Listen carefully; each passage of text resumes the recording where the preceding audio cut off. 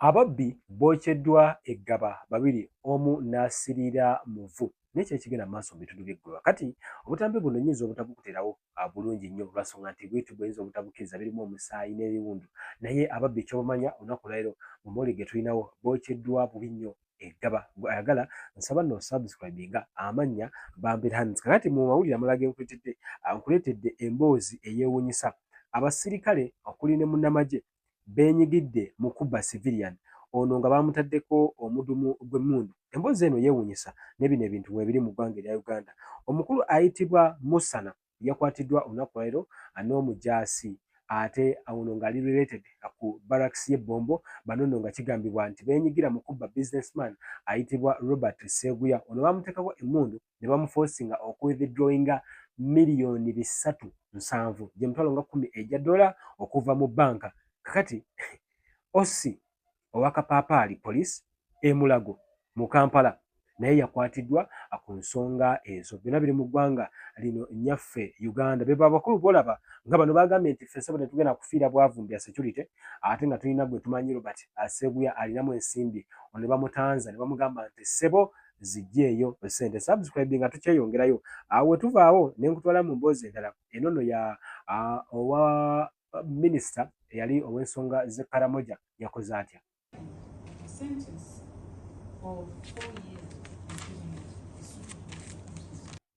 Yoyo nno minisita ono asibidwa emyaka 4 lwa kubba amabaati g'abawejjere b'Ekaramoja. Minisita Agnes Nandutu ate nga yaliko mbaka akiikira ebitundu by'e Bududa. Bitundu bino by'abawejjere. Nwanda lwaki teyayi remorse nga atwala ebintu ebyo. Naye nga bwe twogerera bambi mukazi wattu akanyiza kwewozaako olunaku lwaleero mu kkooti ne bamugamba nti ekigenda kusoboka. Agnes Nandutu former minister wa Karamoja affairs bw'atyo bamugambye nti tuwe ne miliyoni 3 nga zino miliyoni 3.20 bwe zikulemerera tugenda kwongerako emyaka 7. Ono we twogerera mukazi wattu yawaayo byonna byonna amabaati yagazza ate n'asobola okuba nga yawa n'engassi mu kiseera ekyo, wabula ate ensi erimu kuba nga yeewuunya lwaki ye yekka yali ne mu kanyogoga. Bino nno bijjidde mu kaseera nga bangi nnyo abaalabwako oba abaakwatibwa n'ebizibiti eby'okubba amabaati omwali ba minisita n'ababaka ba paalamenti ab'enjawulo nga bano bonna ensi yeebuuza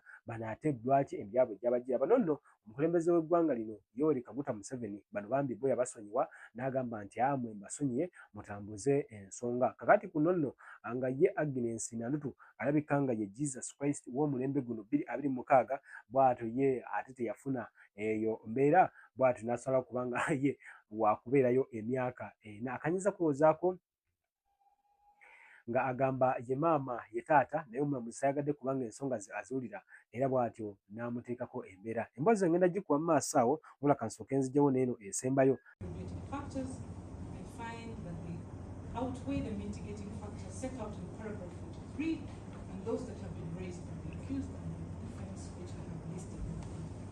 The only saving grace is the public apology rendered to the appointing authority, the people of Karamoja and the public election.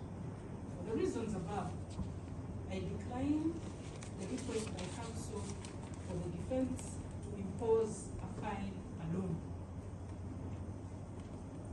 The reasons for this is as follows. The highest penalty of a fine prescribed under Section 21(1) of the Anti-Corruption Act, which is the penalty for this offense or fine, is ate ye Alex Waiswa Mufumbiro era olunaku lwaleero akooti ye emumye bail ne muma chance okwerekerwa omwagala we okumukubako eriiso oluvannyuma oba okumuwa respect esemberayo ddala. Kooti egambye nti ababadde bagenda okumweyimirira omubadde taata we eyaliko chief magistrate ono naye bagambye nti atalina busobozi talina buyinza. Bibaddemu n'ebyakasente mu ngeri gy'atakyakola wabula ate kyewuunyisa omusajja alina ne law firm. Mumanyi okuoninga law firm ebbangulo lya bannamateeka si kintu kyangu era si kintu kyabawejjere ate nga pensiona gavumenti ekyamusasula. So bagambye nti era ensonga endala gy'awadde omulamuzi agambye nti taata wa Waiswa engeri gy'ali taata we amwagala nnyo ayinza obutasobola amukubiriza kubanga akomawo mu kkooti okubanga yeewozaako. Omuntu omulala bamuganya ayitibwa Inabali Mwezi Honorable ow'Ennakawa East ate nga ye Lord Mayor omulonde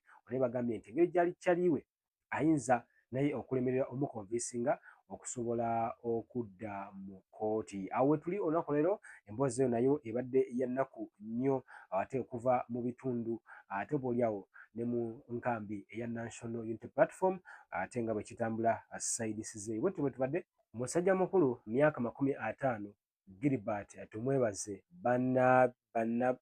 bafa nabyo yes oyo nno akyajingiddwa ono nno kigambibwa nti yakola fake project eyali yayita ey'essomero. Ono nno atwaliddwa eruzira ali remanded oluvannyuma lw'ekigambibwa nti yafera akawumbi kamu 1.15 billion yes akawumbi kamu ndoza bala 15 ebukadde 15 okay 1.5 billion ate obaoliawo nga zino yali afeze yali fake presidential schools project era ono akakiiko aka anti-corruption court era nga eno grade 1 magistrate omukyala ayitibwa Esther Simwe amusomedde emisango gino oba tabadde na buyinza kugiwulira obaoliawo nakuwa nsala ye mu nsonga ezo ono omusajja mukulu n'agenda mu maaso naye ngenda mukusembyayo nga kooti bwebadde teberezaamu omuntu n'aleeta project ng'eri mu presidential mbwe simanya fake presidential schools project teberezaamu ezo bingi nnyo ebikya developingako gw'omusango naye nga awe tuli olunaku leero kati emboozi zonna kanzikuwe nga bwe zisobodde okuba nga zibeerayo mu lunaku leero tugatteko buli lunaku tukuwa amawulire nga bwe gaba gatambudde mu bitundu ebyenjawulo ate obaoliawo n'ebyo ebiba bikoze okusingira ddala amaanyi bambirans subscribinga nkikukuutira ate tusobola okuba nga tutambulira ddala wamu 160 currency points comes to a paltry 3,200,000 by all standards. That amount is inadequate, and I, at this juncture, wish to state that it may be useful for the legislature to consider or reconsider the ranges of fines that are prescribed in the law for corruption offences. In my view, they are so low that they make it difficult to hand down to convicts in corruption cases. In fact, the convict often cannot benefit from the sole option of a fine because they are so low that they do not fit the crimes. And one of the principles of sentencing is that the offense, the sentence that is prescribed by the court must fit the crime that is being committed. So, the sentencing guidelines recommend a starting point of 3.5 years for the offense of abuse of office. I will use that as a guide for the offense of dealing in suspect property, for which no ranges are specifically given. Now, since the aggravating factors outweigh the mitigating factors, and since I have already said you cannot render a sentence of a fine alone, I can only move upward from the starting range, which is 3.5 years. I'm of the view that the 5 years prayed for by the state is on the high side, considering that the iron sheets eventually were recovered, though they are no longer new and have been kept somewhere in a certain state. The missing iron sheets have been paid for, Ms. Babye is remorseful. Also the fact that there was a lack of premeditation. I therefore find that a sentence of 4 years imprisonment is suitable circumstances. Compensation orders are intended to provide immediate relief to victims of crime and alleviate the grievances of complainants.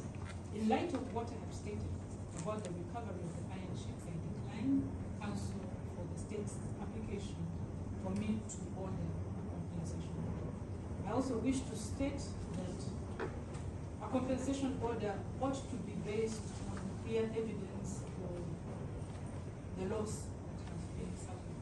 The iron sheets have been now recovered, and as I'm going to order, should be returned to the government. Then businessman and a resident of the whole remain accounting officer charged with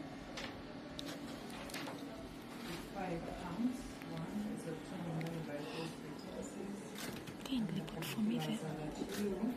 And others were charged between July 2022 and April 2023 as Kampala with intent to defraud obtained $286,910 from Ascend Group through Cab Advocates bank account number 0143 at Exim Bank by falsely pretending that it was a cash performance security for a contract of constructing 6 model technical schools under a presidential project from the National Assistance Government was a unit.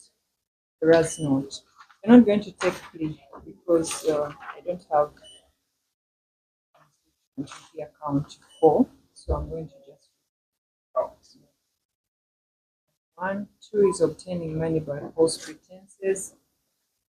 Particulars are that you and others still at large between July and April 2023 at Kampala, with intent to defraud, obtained money from Ascend Group. That was $19,950 through A. Mwebes and Company through their DFCU bank account by falsely pretending it was a cash performance security for a contract of constructing 6 model technical schools under a presidential project from the NRM Procurement and Disposal Unit. Count 3 is of money laundering. The particulars are that you, Gilbert Tumwebaze Bafanabio, and others still at large between the month of July 2022 and April 2023, in Kampala, facilitated the transmission of $286,910 through Cab Advocates bank account in Exim Bank from Ascend Group, knowing or suspecting the said money to be proceeds of crime for the purpose of concealing its illicit origin. Count 4 is also money laundering. The particulars are that you, Gilbert Mwebaze Bafanabio, alias Albert, and others still at large, the month of July 2022 and April 2023 at Kampala in Kampala, facilitated the transmission of $1,900 through A. Mwebes and Company bank account from Ascend Group, knowing or suspecting the said money to be proceeds of the purpose of concealing. Count 5 is of personation. Particulars are that Gilbert Tumwebaze Bafanabio, Albert, between the month of July 2022 and April 2023,